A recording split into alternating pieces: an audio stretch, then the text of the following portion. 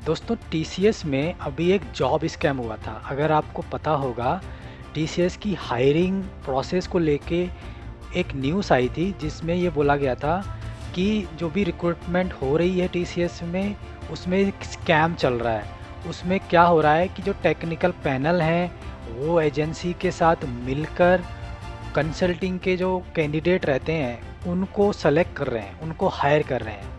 उसकी वजह से क्या हुआ कि बहुत से ऐसे कैंडिडेट टीसीएस में ज्वाइन हो गए जो कि स्कैम के थ्रू आए थे, और ये न्यूज़ जो है मीडिया में आ गई और इसके चलते टीसीएस का थोड़ा नाम नीचे आने लगा।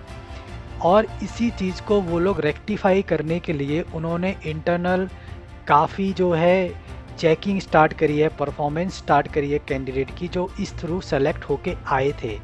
और उसके ही चलते हमें इनकी हायरिंग प्रोसेस भी डिले होती दिख रही है। इन्होंने अभी रिसेंटली क्या करा है कि वो स्कैम हुआ है, उस स्कैम के चलते अब इन्होंने क्या सोचा है कि अब ऐसा कोई केस हो ना जाए, कोई ऐसा कैंडिडेट सेलेक्ट ना हो जाए जिसका बीजीबी गड़बड़ हो या बैकग्राउंड गड़बड़ हो और हम उसको हायर कर लें। इसकी वजह से इनका बैकग्राउंड वेरिफिकेशन जो है प्रोसेस बहुत ही स्ट्रिक्ट हो चुका है और लेंदी हो चुका है। कहना का मतलब ये एक चीज़ को 3-4 बार चेक कर रहे हैं।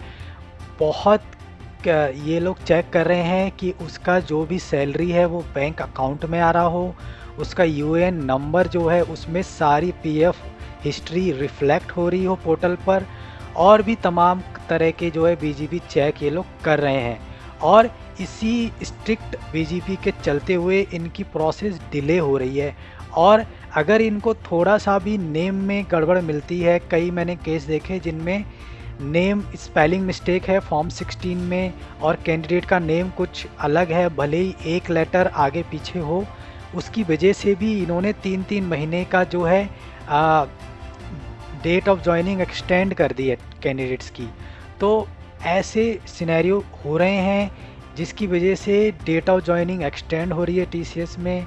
और भी कई पॉसिबल रीज़न हो सकते हैं। कई लोग कह रहे हैं कि जो है प्रोजेक्ट्स, न्यू क्लाइंट और न्यू प्रोजेक्ट्स टीसीएस के पास फ़िलहाल नहीं आ रहे हैं। जितनी एक्सपेक्टेशन थी प्रोजेक्ट्स की लेकर, वो प्रोजेक्ट टीसीएस को नहीं मिले हैं या वो क्लाइंट नहीं मिले हैं।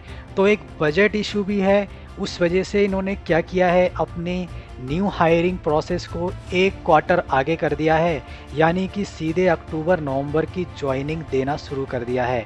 और ये अभी तक ऑफिशियली नहीं हुआ है, इन्होंने फ़ोन कर वर्बली बोला है, कोई रिटर्न कंफर्मेशन उसका भी नहीं आया है।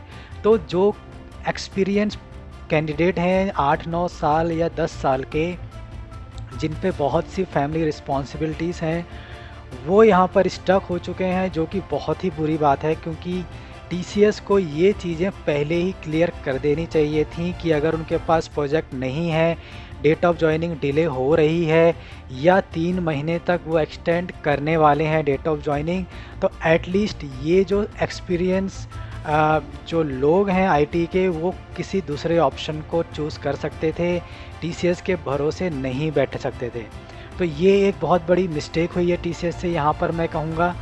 और काफ़ी लोग फ्रेशर्स तो सफ़र कर ही रहे हैं। जो फ्रेशर्स हैं जिनकी डेट ऑफ जॉइनिंग बहुत एक्सटेंड होती जा रही है, कोई कंफर्मेशन नहीं आ रही है, ये सब इसी का रीज़न है। एक तो बैकग्राउंड वेरिफिकेशन का बीजीपी जो रहता है, और दूसरा नए प्रोजेक्ट, नए क्लाइंट ना आना, और ऊपर से ये स्कैम, हायरिंग स्कैम का न्यूज़ आना, जो कि बहुत बड़ा स्कैम है दोस्तों। ये छोटा मोटा स्कैम नहीं है। और जैसे ही मीडिया में न्यूज़ आती है तो कंपनी अपनी ब्रांड इमेज बचाने के लिए और अपनी ब्रांड को ऊपर करने के लिए कई स्ट्रिक्ट कदम उठाती हैं। उसमें डेफिनेटली दूसरों का लॉस होता है, जो कि एम्प्लॉय ही होते हैं। तो ये थी एक अपडेट जो कि मुझे रिसेंटली पता चली है और मैंने सोचा आपको बता देता हूँ। मैं आगे भी ऐसे अपडेट लाते रहूँगा। Stay tune. Thank you.